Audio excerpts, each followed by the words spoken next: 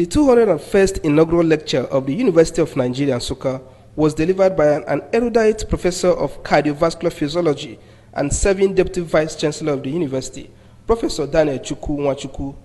The topic of the lecture was the marriage between cardiovascular system and hibiscus sabdarifa, let no one put asunder.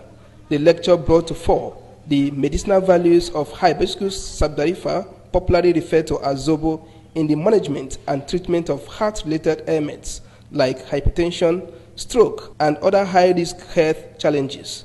According to the seasoned lecturer, the hibiscus sabdarifa is simple to prepare and does not require any addictive or mixture of other substances. This lecture is intended to draw the public knowledge of our research efforts in unveiling the anti-hypertensive ability of hibiscus sabdarifa, which we call Zobbo in Nigerian descent.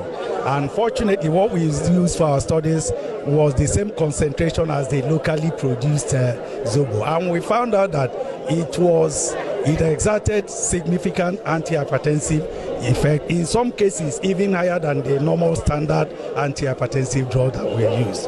And we also did combination therapy combined it with other antihypertensive agents and found it very useful. And more importantly, what is significant in this is that this Zobbo is within us. It's very cheap and it does not have any side effect compared to other known antihypertensive agents. So the raw materials is just buying Zobbo, prepare it under hygienic condition, boil water, put it, and when you boil, you allow it to stand, then sieve it and drink. It may have a sour taste, but we do not encourage people adding things like pineapple, sugars, in order to make it sweet, because once you do that, you are diluting or reducing its antihypertensive effectiveness. So we have demonstrated it both in animal studies and in humans. Some of the results we got show that one can actually use it. And we've equally seen that you can use it to prevent even diabetes from occurring. Do you understand? When you finish your meal and you take a sip of it, it reduces what we call postprandial glucose, rise in glucose levels. No, what it means is that after a food, there will be increase in absorption of the end product of digestion. In this case, glucose. The end product of carbohydrate digestion is glucose.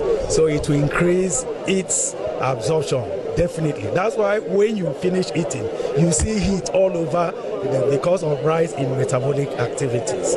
So those things will now lead to rise in blood glucose level.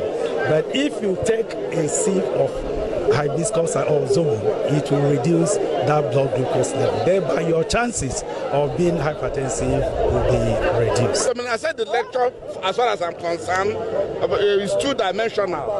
One on health grounds. In fact, more than that, the other one academic, then the third one economic. Economic in the sense that we can also begin to use what God has given us to look for money. Maybe because God has given us everything in abundance in this country, we try to neglect the simple things God has given us in our environment. Therefore, what we are saying is that we should begin to look at all this pure water production, all this data, and incorporate Zobbo production so as to make money out of it.